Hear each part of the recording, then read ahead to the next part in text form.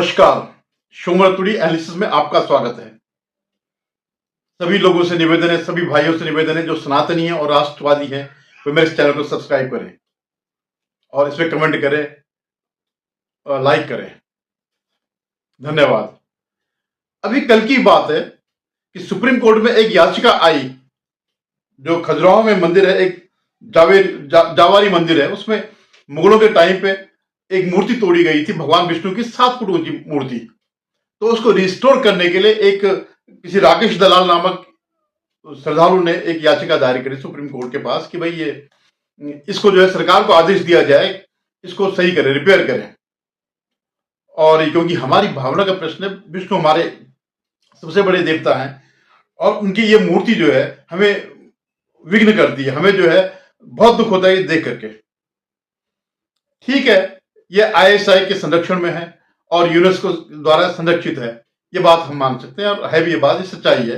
और इसमें वैसे तो सुप्रीम कोर्ट हर चीज में वो करता है, दखल देता है, लेकिन उसने ये कहा कि हम इसमें दखल नहीं दे सकते हैं। तो ये बात अगर वो अपने हिसाब से कहते, कानून के हिसाब से कहते, तो मान ली जा सकती है और मानते ही हैं। हालांकि ऐसे मामले में वो हर बार एक ही पैमाना नहीं करते, लेकिन उन्होंने ये बात कही, बात खत्म हो जाती। लेकिन उसके बाद जो उस दौरान जो टिप्पणी करी, जो सुप्रीम कोर्ट के इस समय सीजेआई हैं भूषण रामकृष्ण गवई, और उनके साथ जो बेंच में दूसरे थे ऑगस्टिन जॉर्ज मसीह, तो गवई साहब ने जो कहा कि भाई हम आईएसआई का संरक्षण मामला, हम इसमें कुछ नहीं कर सकते, लेकिन अगर तुम्हारे अंदर इतनी श्रद्धा है भगवान के प्रति तो जाकर के उन्हीं से प्रार्थना करो, वो कुछ तुम्हें वो दे देंगे। आप न्याय के लिए बैठे हैं, किसी प्रवचन के लिए नहीं बैठे हैं, आप किसी ट्रोलिंग करने के लिए नहीं बैठे हैं। आप भले ही किस धर्म को मानते हो नहीं मानते हो, लेकिन आप जिस पद पर बैठे हैं आप किसी धर्म के खिलाफ ऐसा टिप्पणी नहीं कर सकते, ऐसी अपमानजनक टिप्पणी नहीं कर सकते, ऐसी व्यंग्यात्मक टिप्पणी नहीं कर सकते हैं। लेकिन क्यों? क्योंकि आज जो है एक सनातन जो है किसी के भी लिए वो करने के लिए हो गया है, अपमानित करने के लिए। और क्योंकि कोर्ट में यही लोग हैं, इन्हीं का कोर्ट है, तो ये अगर कोई कोर्ट में जाए भी तब भी आप उम्मीद कर सकते हैं कि ये कुछ करेंगे? बिल्कुल नहीं करेंगे। ये कोई पहला अवसर नहीं है। इससे पहले भी अगर आपको याद होगा पतंजलि का मामला आया था और कोई ऐसा मामला नहीं था, जो भी था एक लिटिगेशन का था, धर्म रिलेटेड नहीं था। तो उसमें एक मुस्लिम जज से बैठे हुए थे, तो उन्होंने कहा कि मैं चीर-फाड़ तो फाड़ दूंगा, चीर दूंगा, ये कर दूंगा। कितनी घृणा है इनके अंदर, सनातन धर्म के प्रति कितनी घृणा है इन जजों के अंदर। और हम उनको जो है मी लॉर्ड कहते हैं और भगवान का रूप न्यायाधीश को कहते हैं, ये सब कहते हैं। क्या सचमुच ऐसा है? बिल्कुल नहीं। ये इन लोगों के अंदर जो है बहुत सनातन के प्रति बहुत घृणा भरी पड़ी है और वो कभी कभार जो है उसको बोल करके भी और अपनी कलम से भी ये घृणा साबित कर देते हैं। जो रामकृष्ण गवई साहब हैं, भूषण रामकृष्ण गवई साहब जो सीजेआई हैं, ये इनके पिता जो है गवर्नर रहे हैं कांग्रेस के राज में और कांग्रेस से इनकी बड़ी करीबी रही, कई उसमें गवर्नर रहे, कई राज्यों के गवर्नर रहे हैं।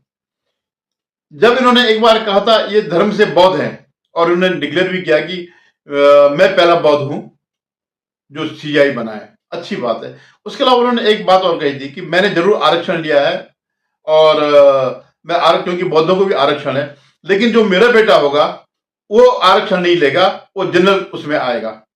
तो ये बहुत अच्छी बात कही थी, जो कि आज जनता भी यही चाहती है। और इससे पहले सुप्रीम कोर्ट ने भी ये बात कही थी कि जिसको एक बार न्याय मिल गया, जिसको एक बार आरक्षण मिल गया है, उसको अपना आरक्षण छोड़ना चाहिए या एक क्रीमी लेयर का हिसाब इसमें रखना चाहिए, ताकि जो और लोग बचे हुए हैं, जो दबे कुचले बचे हुए हैं, जिनका कोई नहीं है, जिनको आरक्षण की जरूरत है, उनको आरक्षण मिले। लेकिन ये जो है इनके अंदर ये मानसिकता भरी है, जो ठीक है आपने धर्म परिवर्तन किया, आपको नहीं अच्छा लगा, और जिन बाबा साहब को आप वो करते हैं, फॉलो करते, जिनका धर्म, जिनके कहने पर आपके पिताजी ने धर्म स्वीकार किया था, बौद्ध धर्म स्वीकार किया, तो उन्होंने एक बात भी कही थी, उन्होंने इस्लाम को स्वीकार नहीं किया, उन्होंने हिंदू धर्म को ही स्वीकार किया। बौद्ध भी जो है हिंदू धर्म का एक पार्ट है। और उन्होंने ये जो कहा था बाबा साहब ने कि भाई कम से कम हिंदू धर्मों में जो है एक चीज की संभावना है कि वो अपने को इंप्रूव कर लेते हैं, अपनी गलतियों को ठीक कर लेते हैं। तो ये बात उन्होंने कही थी और इसीलिए वो इस्लाम में नहीं गए, इसलिए वो किसी और ईसाई नहीं बने। लेकिन जो आज जो नवबौद्ध हैं, जो अंबेडकरवादी है, उनके निशाने पर केवल हिंदू हैं, सनातनी हैं।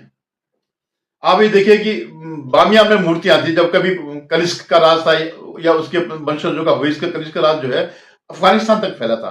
तो उस जमाने में कई उन्होंने जो है मूर्तियां बनाई थी। तालिबान ने आकर इनको तोड़ दिया। लेकिन आज तालिबान कौन है? मुस्लिम है। लेकिन आज भी इनका मीम भीम का है। इवन जो है, जो तिब्बत है, तिब्बत किसका था? तिब्बत भी बौद्ध धर्म का सबसे बड़ा केंद्र है, और चीन में भी रहा, वो खत्म हो गया। लेकिन तिब्बत में जो है आज भी है। कभी इन्होंने कभी जिक्र किया कि धर्म के बहाने चीन का वो करे, विरोध करे कि चीन ने ऐसा किया। लेकिन सारी बात जो है, इवन जो है नालंदा के या कई जगह वो क्लेम करते हैं ये तो हमारा था, ये जो है बौद्धों का वो है स्थल था। तो दरअसल क्या है, मैं मानता हूं कि इसमें इनका भी बहुत ज्यादा वो नहीं है, कसूर नहीं है। क्योंकि इसके काल में जो समय बीता जो है आजादी के बाद, आजादी से पहले जो भी था वो था। लेकिन आजादी के बाद जो है एक इकोसिस्टम तैयार हुआ वामपंथी और कांग्रेस का, जिन्होंने सिर्फ सनातन को डुबाने के लिए, सनातन को अपमानित करने के लिए सब कुछ किया। कल्चर पे कब्जा किया, शिक्षा पे कब्जा किया, और अपने हिसाब से आप जानते ही हैं जो इरफान हबीब हो गया, रोमिला थापर हो गए, सारे के सारे वही लोग हैं जिन्होंने सनातन को वो किया, अपमानित किया और इस्लाम को बढ़ाया। इस्लाम को जो है बड़ा सम्मान दिया। मुगल वंश और फलाना वंश और खिलजी वंश, गुलाम वंश, ये वंश वो वंश। तो ये शुरू से ही जो है, ये जनरेशन चल रही है हमसे, शायद मेरे ख्याल है ये 65 साल के होने वाले हैं। तो 60-65 साल से जब बचपन से इनका वो होगा, तो ये वही एनसीईआरटी की किताबें इनकी आगे पढ़े होंगे, तो इनकी किताबें इरफान हबीब की, क्योंकि लोग साइंटिस्ट तो होते नहीं है। जो जज लोग हैं बीए में करके एलएलबी कर लिया, कोई साइंस उस ग्रुप से मैंने कोई देखा नहीं। होते होंगे लेकिन ज्यादातर नहीं होते हैं। और फिर जो प्रभावशाली वो होते हैं और जो किसी और चलते हैं, तो जो प्रभावशाली उसमें रहते हैं, वातावरण रहते हैं, जिस प्रभावशाली खानदान में रहते हैं, तो उनको पता है कि अगर माना जुडिशरी से है तो या तो वकील तो खैर बन ही जाएंगे। एलएलबी करना कोई बहुत बड़ी बात नहीं। हमारे यहाँ तो रोडवेज के कंडक्टर भी जो है सुबह शाम क्लास अटेंड करते भी नहीं थे, लेकिन इनरोलमेंट करते सारे एडवोकेट बन जाते हैं। आपकी योग्यता है या नहीं है ये मायने नहीं रखता, अगर आप किसी उससे बिलोंग करते हैं, किसी जुडिशरी वाले खानदान से बिलोंग करते हैं, जहां की जज रहे हो, अटॉर्नी जनरल रहे हो, या आपके जो है सरकारी वकील रहे हो, आपकी सत्ता से नजदीकी रही हो, तो वो जो कॉलेज सिस्टम है वहीं से उपजा हुआ है। तो इन लोगों को पता रहता है कि मैंने ये सब होना है, मैं कुछ नहीं होगा तो मैं जज बन जाऊंगा। बहुत कम लोग ऐसे होते हैं जो योग्य होते हैं, वो कोई नहीं आते। जो योग्य वकील होता है वो जो है अपनी प्रैक्टिस करता है, करोड़ों कमाता है, एक एक उसके 20-20 लाख रुपए लेता है। हालांकि क्या पता उसमें भी क्या होता होगा, वो सारे के सारे जो है। तो ये जो याचिका जब दायर करी तो इस पर बड़ा रिसेंटमेंट हुआ, और होना भी चाहिए था। तो जो कुछ वकीलों ने इसका विरोध किया, जो इसी में जो एक वकील है, वकील जिंदल, तो उन्होंने इनको भी लिखा कि आप अपना ये रिमार्क वापस लें। और उन्होंने सुप्रीम कोर्ट को भी कहा, राष्ट्रपति को भी इसका एक प्रति दी कि ये इनको आप आदेश करिएगा, या जो भी था कि ये जो इन्होंने कंट्रोवर्शियल रिमार्क दिया, या इसको जो है वापस ले। एक दूसरे वकील है सत्यम सिंह राजपूत, उन्होंने सीजीआई साहब से कहा कि आप इस पर क्लैरिफिकेशन दीजिएगा और इस टिप्पणी को वापस लीजिएगा।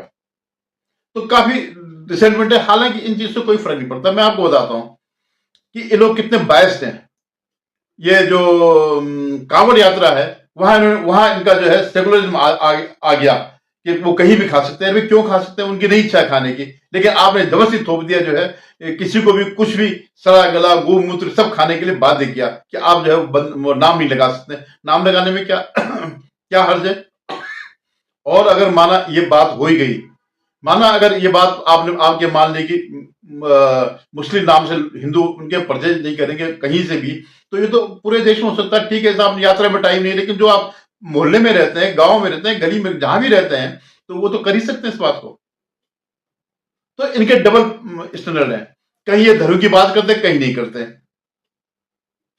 और सचमुच क्या है, देखिए आप कि सनातन धर्म में कहीं भी शूद्र जैसे शब्द कोई नहीं, केवल वहां 3 वर्ण थे। ब्राह्मण, क्षत्रिय और वैश्य। वैश्य माने जितने भी कामकाजी हैं, जो खेती बाड़ी और ये सब काम करते हैं, खेती बाड़ी से रिलेटेड वो काम है, वो सब करते थे, वो सारे के सारे वैश्य थे। इवन व्यापारी भी है तो भी वो वैश्य में आते थे। और ये इंटरचेंजेबल था।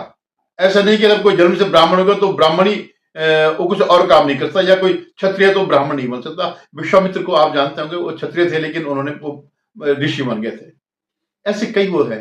इवन जो उसमें आता भी है, जो ये बार बार कहते हैं रामचरितमानस में जो है, तुलसीदास कृत जो है, ढोल गवार शूद्र पशु और नारी।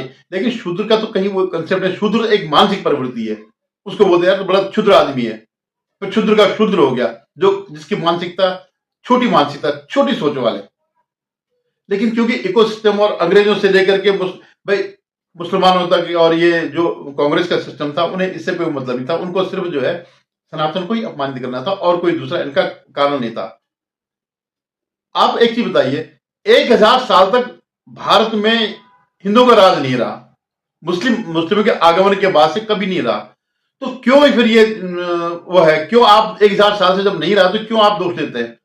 हिसाब ये है, अगर जो जहां पर अछूत है वहां पर उसकी कारणवश है। क्योंकि जैसे वाल्मीकि है जो उसकी सफाई करता, आज तो खैर सब टॉयलेट हो गया, सब चीजें हो गई, तो वो एक नई प्रजाति थी। जो जो मुगल या इस्लामिक जो इनके थे, इनके रणवास से हुआ करते, जिसमें सैकड़ों रानियां हुआ करती थी, बेगमें हुआ करती थी, या जो उनका हरम हुआ करता था, तो उनकी जो विष्ठा होती, जो उनका अपशिष्ट होता, उसको साफ करने के लिए हो किया। तो हर कोई भी नहीं करेगा, इवन ये भी नहीं करेंगे, कोई भी नहीं करेगा उनसे। आज परिस्थितियां बदल गई तो उनको वैसे अछूत नहीं है वो, लेकिन कर्म के हिसाब से उनको अछूत माना गया। या जो केवल दो ये की है और एक जानवरों को खाते वाते हैं, इस टाइप की चीजें। तो लेकिन वो एक जाति के रूप में नहीं, एक व्यवहार के रूप में, एक कर्म के रूप में, इनका कर्म ऐसा, इसलिए इनसे दूर रहो। ये जो सफाई का नजरिया है या जो भी है, तो लेकिन ये रूढ़िवाद जो है इस बीच पनपता गया। आप ये देखिए कैसा नहीं खाते हैं। आप गांव में देखिए, जितने भी कोल्हू से जो तेल होता है वो कोल्हू से निकालते हैं। उनको एससी अब इन्होंने कैटेगराइज कर रखा, लेकिन वो एससी तो है नहीं। उनका छुआ हुआ तेल सब वो करते हैं। जो दूध भी वो लोग देते हैं, वो दूध भी सब बाकी लोग पीते हैं। जो मछलियां वो पकड़ते हैं। तो जो अपने अपने व्यवसाय में कहीं उनपे ऐसा अछूत वाला मामला नहीं है, लेकिन इस बीच जरूर हुआ है। जो ये 1000 साल का जो वो था, उसमें ये रूढ़ियां पनपी है, ये रूढ़ियां बनी है। और फिर उसके बाद तो 70-75 साल भारत को आजाद हुए हो गए। आप अभी भी अगर नहीं कर सकते हैं तो आप किसी और को दोष मत दिए, उनको दोष दीजिए जो सत्ता पे बैठे हैं।